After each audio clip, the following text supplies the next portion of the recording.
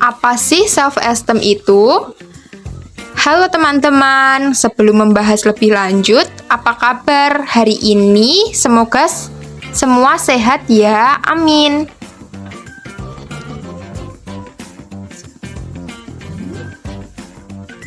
Kalian pernah nggak sih merasa tidak percaya diri, insecure, atau bahkan sampai putus asa? Kira-kira apa sih yang buat kalian insecure atau nggak percaya diri?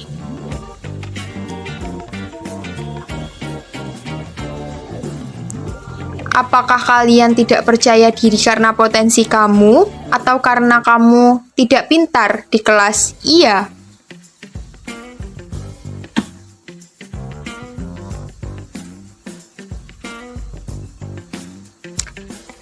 Kalian pernah mendengar potensi nggak?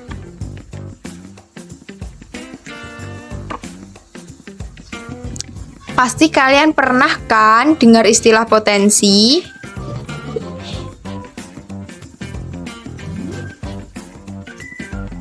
Nah, yuk simak materi setelah ini ya. Kenapa sih self-esteem itu penting?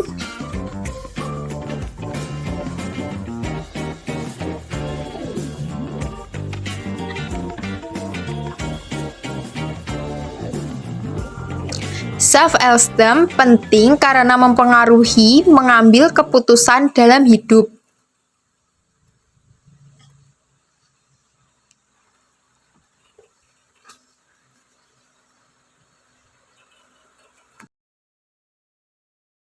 Self-esteem itu didefinisikan sebagai evaluasi positif individu terhadap dirinya sendiri. Jadi, kalau orang yang punya self-esteem yang tinggi adalah orang yang cenderung menghormati dirinya sendiri dan menganggap bahwa dirinya adalah orang yang pantas. Nah, sebaliknya, orang yang punya self-esteem yang rendah adalah orang yang cenderung menganggap dirinya itu rendah diri dan menganggap bahwa dirinya itu nggak pantas buat menerima apa-apa. Self-esteem yang terlalu tinggi emang bisa juga jadi dampak negatif, contohnya seperti kepribadian yang narsistik. Nah, makanya self-esteem yang baik dan ideal itu adalah self-esteem yang positif, tapi seimbang, jadi pandangannya itu tetap realistis, tapi tetap positif juga dengan diri mereka sendiri. Dampak positif buat kita semua itu bakal punya kecenderungan untuk punya nilai yang bagus di sekolah. Selain itu, kamu juga bakal punya kecenderungan untuk tidak merasa stres, tidak merasa depresi, dan juga punya kecenderungan untuk hidup lebih lama daripada mereka yang memandang diri mereka itu negatif. Dan ada juga penelitian yang menemukan bahwa mereka yang punya sel-sel yang baik cenderung bakal lebih aktif dan jadi lebih sering menginisiasi hubungan dan punya kemungkinan lebih besar buat berbicara di depan banyak orang. Jadi, bakal punya kemampuan public speaking yang lebih jago, dan orang-orang yang punya self-esteem yang baik itu percaya bahwa mereka adalah orang yang baik. Dampaknya, apa jadinya mereka tahu apa kemampuan mereka dan mereka juga tahu bagaimana cara mengembangkan supaya mereka bisa menjalani hidup yang bahagia. Kalau seseorang punya self-esteem yang baik, bakal jadi poin yang membuat mereka jadi lebih bahagia, aktif, dan bisa berkontribusi buat lingkungan mereka. Kalau punya self-esteem yang rendah, ada juga dampaknya. Jadi, kalau orang yang punya self-esteem rendah itu biasanya punya perasaan negatif mengenai diri mereka sendiri. Jadi, mereka percaya bahwa mereka itu tidak layak buat disayang, tidak layak buat menerima cinta, dan bahkan mereka juga percaya bahwa mereka bisa bahagia. Jadi mereka percaya bahwa mereka tidak layak buat jadi sukses dan bakal mempengaruhi performanya. Menurut penelitian, self-esteem yang rendah juga berkorelasi dengan masalah kesehatan mental, mulai dari perilaku adiksi, presisi, dan kecemasan, serta kualitas hidup yang buruk.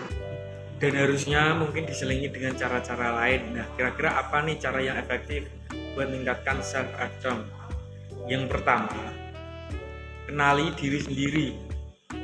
Ini merupakan salah satu kemampuan yang penting buat individu yang dimiliki, dimana bisa mengenali diri sendiri, termasuk kemampuan yang menguasai dan gimana cara mengembangkannya.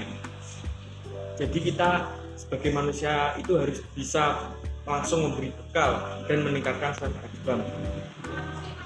Yang kedua, kurangi membanding-bandingkan diri dengan orang lain, karena dampak itu sangat buruk sekali. Membanding-bandingkan diri ya secara sosial, comparison. Jadi kalau individu membanding-bandingkan dirinya dengan orang lain, mereka tuh jadi ngebayangin kalau mereka itu kompetensinya jadi kurang, karena ya itulah tadi, membandingkan dengan orang lain antara pencapaian kita maupun pencapaian orang lain. Ngebandingin juga kemampuan diri sendiri sama kemampuan orang lain gitu. Misalnya nih, lo ngelihat story atau news Instagram orang lain atau teman kita, dan teman kita itu kerja di perusahaan kayaknya wah banget gitu. Atau mungkin kalau ngelihat temen lo lagi liburan keluar negeri, atau ngelihat temen lo lagi quality time sama pasangannya, mereka terus kayak langsung jadinya rasa iri. Kalau sudah begini, dapat menyibukkan diri dengan hal-hal gitu yang lebih berguna. Untuk apa? Untuk mengembangkan diri dan jadinya enggak membanding-bandingkan diri sama orang lain.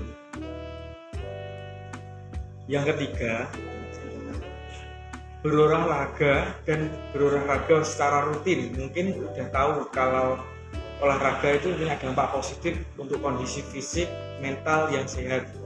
Bisa meningkatkan energi, level dan bisa meningkatkan kapasitas oksigen.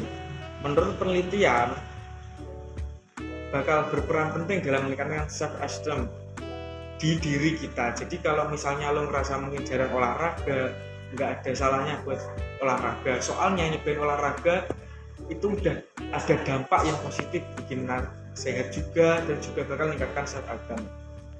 Yang keempat, meningkatkan kemampuan kita untuk mengikuti organisasi ekstrakurikuler. Karena apa? Kita bisa mandiri, kita bisa lebih berkembang, kita bisa lebih positif bagi orang lain, dan paling penting yaitu kita dapat bersosial hingga lebih. Yang pertama, bangun pola pikir positif. Cara meningkatkan percaya diri yang pertama adalah berpikir positif. Jika Anda sebelumnya selalu merasa tidak bisa menjalani sesuatu, mulai saat ini cobalah untuk membentuk pola pikir positif dan growth mindset dalam diri Anda. Setiap Anda ragu, katakan, saya bisa belajar dan melakukan ini jika saya mau. Yang kedua, kenali kekurangan dan kelebihan. Tanamkan pada diri Anda bahwa setiap orang memiliki kekurangan dan kelebihan masing-masing.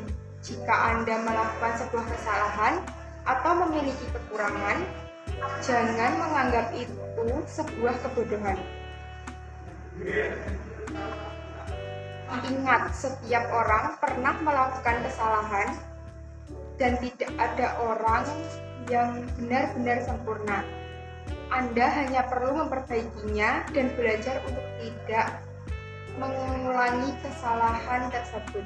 Selain itu, fokuslah pada kelebihan yang Anda miliki dan kembangkan kemampuan itu supaya Anda bisa merasa punya ruang untuk berkembang. Saat berhasil memperoleh sesuatu, hargai dan pujilah diri sendiri atas upaya dan keberhasilan yang telah digapai. Bersyukur dapat membantu meningkatkan rasa percaya diri. Dan yang ketiga, fokus pada langkah atau perubahan kecil. Seperti yang telah diungkapkan sebelumnya, Membangun rasa percaya diri tidak bisa dilakukan dalam sekejap. Oleh karena itu, pahami bahwa Anda perlu menghargai setiap proses atau perubahan kecil yang berhasil diraih dan dilakukan. Jangan berkecil hati jika keadaan tidak membaik secepat yang dibayangkan. Mungkin saat ini Anda masih merasa kurang percaya diri, tapi langkah atau perubahan kecil yang dilakukan sekarang pada akhirnya akan tumbuh menjadi perubahan yang besar dan membuat Anda terus maju dan berkembang. Yang keempat, lakukan hal yang disukai. Cara meningkatkan percaya diri selanjutnya adalah dengan menghabiskan waktu luang dengan kegiatan-kegiatan yang disukai. Jika memungkinkan, cobalah untuk mempelajari keterampilan baru atau geluti hobi baru yang sebelumnya ingin Anda coba. Yang kelima, berhenti membandingkan diri sendiri dengan orang lain. Berhenti membandingkan diri Anda dengan orang lain, baik itu soal penampilan, prestasi, maupun pencapaian yang telah diraih. Ingatlah bahwa setiap orang memiliki jalan sendiri, dan hidup bukanlah sebuah perlombaan. Jika timbul rasa iri akan kehidupan orang lain, ingatlah tentang apa yang telah Anda miliki dan gapai dengan usaha dan kondisi Anda untuk membantu. Cobalah untuk media sosial. Studi menunjukkan bahwa apa yang tersaji di media sosial kerap memicu orang-orang untuk membandingkan diri mereka dengan orang lain yang tampak sempurna. Hal ini tentu tidak baik untuk kepercayaan diri Anda. Yang keenam, bergaul dengan orang-orang yang positif. Jika Anda memiliki teman yang senang menjatuhkan, Anda berbicara negatif mengenai Anda atau sekedar pamer dan membuat Anda merasa kecil, mulai sekarang batasi pergaulan dengannya. Lebih baik jalani hubungan dengan orang-orang yang bisa menghargai Anda. Bergaul dengan orang-orang yang positif dan support dapat membantu Anda termotivasi menjadi orang yang lebih baik, sehingga Anda dapat berkembang menjadi pribadi yang percaya diri. Anda juga bisa memulai perubahan ini dengan mencoba melakukan hal-hal baru. Yang ketujuh, menerapkan pola hidup sehat. Secara tidak langsung, pola hidup yang sehat dapat membentuk pola pikir yang sehat. Rasa percaya diri sendiri adalah salah satu bentuk dari pola yang sehat. Oleh karena itu, jaga kesehatan tubuh Anda dengan menerapkan pola makan sehat dan olahraga secara rutin, setidaknya selama 30 menit setiap hari. Yang kedelapan, bergabung dalam kegiatan sosial. Bergabung dalam kegiatan sosial sebagai sukarelawan dapat membantu meningkatkan rasa percaya diri dan kesehatan mental secara menyeluruh. Pasalnya, pertolongan yang Anda berikan selama menjadi relawan dapat menumbuhkan rasa bangga terhadap diri. Tapi yang lo pikirin itu adalah sebuah hal yang gak jarang. Sebenarnya lo sendiri tuh sadar bahwa hal yang lo pikirin itu tuh berlebihan gitu. Bisa jadi lo memikirkan tentang hal yang udah terjadi di masa lalu, alias kejadian yang udah lo alami, dan lo kepikiran terus akan kejadian tersebut. Mungkin karena lo sakit hati, atau karena lo malu, dan lain sebagainya. Atau kalau gak masa lalu, bisa jadi yang lo pikirin ini kejadian yang akan lo jalani nantinya di masa depan. Dan lo cemas akan hal tersebut. Cemas karena mungkin lo khawatir. Khawatir karena kayaknya lo gak bakal bisa menangani masalah yang terjadi di masa depan tersebut. Dan mungkin banyak dari lo yang mengalami ini saat lo mau tidur. Ya, kepikiran terus hal-hal ini sampai malam banget. Padahal lo udah matiin lampu kamar lo berjam-jam sebelumnya. hal ini terjadi simply karena pikiran lo berlarian ke sana kemari. Entah mikirin tentang masa lalu atau mikirin tentang masa depan.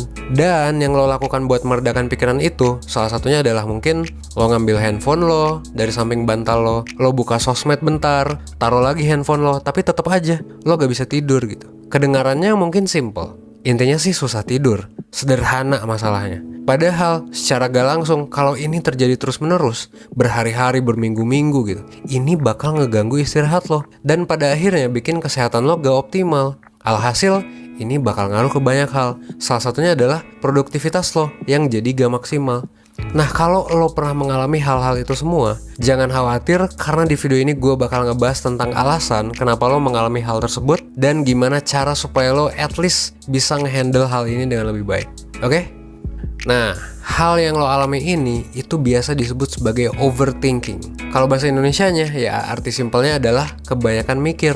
Overthinking itu terjadi pas otak lo mikirin sesuatu terus. Padahal mungkin lo gak dengan sengaja mikirin itu semua.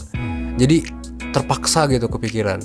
Biasanya overthinking ini terjadi karena dua jenis pemikiran yang muncul, kayak yang tadi gue bilang ya, yaitu pemikiran tentang masa lalu atau pemikiran tentang masa depan. Misalnya, ketika lo overthinking soal masa lalu, kemungkinan ini terjadi karena ada sebuah penyesalan yang belum bisa lo proses gitu. Lo belum bisa move on dari hal itu. Mungkin lo mikir hal-hal semacam, kenapa ya gue ngalamin itu dulu gitu. Atau mungkin bentuknya kayak gini, coba gue ngelakuin X, pasti gue gak bakal ngalamin Y. Ya gitu-gitulah contohnya, dan berbagai contoh lainnya.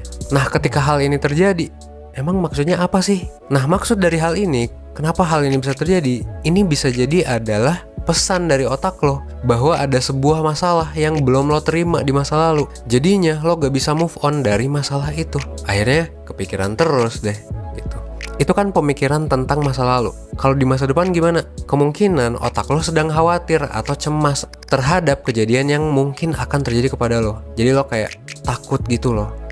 Menurut gua, cara yang cukup ampuh buat mengurangi pemikiran-pemikiran ini adalah dengan menerima masalah yang telah terjadi atau menerima hal yang menurut lo akan terjadi di masa depan, apapun itu. Caranya gimana? Tanpa sadar, kemungkinan ada banyak masalah yang masih nyangkut di pikiran lo. Dan bisa jadi masalah ini belum terselesaikan. Nah, yang menariknya adalah kalau misalnya ada orang nih yang nanya sekarang sama lo tentang masalah yang lo alami, tentang overthinking lo itu, kemungkinan besar lo akan sulit untuk menjawab masalahnya itu apa. Kenapa sulit? Karena kemungkinan lo akan bingung gitu. Karena rasanya tuh banyak banget dan lo gak tahu harus mulai dari mana untuk menjawabnya. Ini yang terjadi di kebanyakan orang yang overthinking. Nah, makanya ada langkah pertama yang bisa dilakukan nih. Langkah pertamanya apa? Pertama, lo perlu untuk mulai ngelis sebetulnya masalah-masalah apa yang lo pikirkan dan pemikiran-pemikiran apa sih yang selalu lalu lalang di pikiran lo pas lo lagi overthinking. Saran gue sih jangan cuma dipikirin di otak doang. Coba masalah itu lo bikin listnya dalam bentuk tulisan. Kenapa harus ditulis? Karena seringkali lo gak sadar bahwa terkadang apa yang banyak lo pikirkan saat lo overthinking itu mungkin udah lo pikirin banyak juga sebelumnya. Jadinya overthinking terus. Kenapa? Karena sebelumnya mungkin lo gak nulis. Otak lo jadinya mikirin dari awal lagi semuanya. Masalahnya dipikirin, wah dari A sampai Z gitu. Dan ini bisa jadi ngebuat seolah-olah masalahnya tuh gak pernah diselesaikan di otak lo. Padahal mungkin emang gak pernah ditulisin aja gitu kan. Dengan lo menuliskan masalah lo, kalau misalnya suatu saat lo mulai overthinking, lo bisa tuh ngecek tulisan lo sebelumnya. Kalau sebelumnya udah lo pikirin, ya lo tinggal mikirin lanjutannya aja. Gak usah mikirin dari awal lagi. Jadi kalau lo udah nulis, secara gak langsung akan ada struktur berpikir yang lo terapkan gitu. Ini juga sama kayak yang udah gue bahas di video gimana cara menghadapi kegagalan dan pentingnya refleksi diri. Refleksi ini dalam bentuk menulis ini bakal bikin pemikiran lo jadi terstruktur dan jadi lebih tenang. Menariknya gini, selain nulis ini bakal bikin pemikiran lo terstruktur ya, nulis ini juga dampaknya gini. Secara langsung kan lo memindahkan masalah-masalah lo yang menumpuk ke media lain tuh. Ya misalnya dalam bentuk tulisan gitu kan. Nah, ketika lo memindahkan pikiran-pikiran lo ke media lain, ini tuh bakal bikin otak lo jadi lebih fresh. Kenapa lebih fresh? Karena jadinya udah dirilis tuh masalah-masalahnya. Makanya kalau abis nulis, abis curhat gitu kan, itu kan melampiaskan tuh, menyampaikan, merilis gitu kan, releasing stress gitu. Akhirnya otak lo bakal jadi lebih tenang gitu.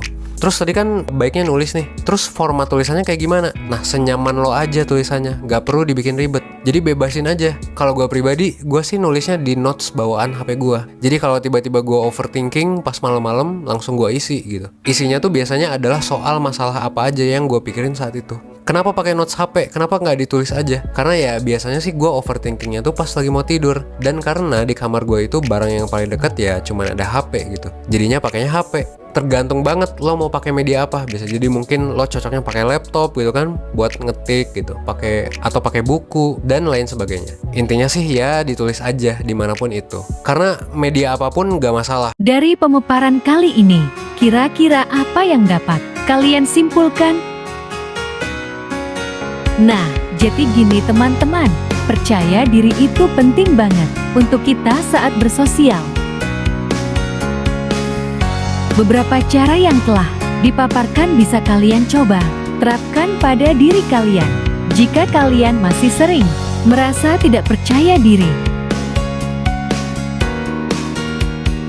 tidak harus langsung sempurna percaya dirinya, namun sedikit demi sedikit dibangun dan diri sendirilah yang dapat membangunnya.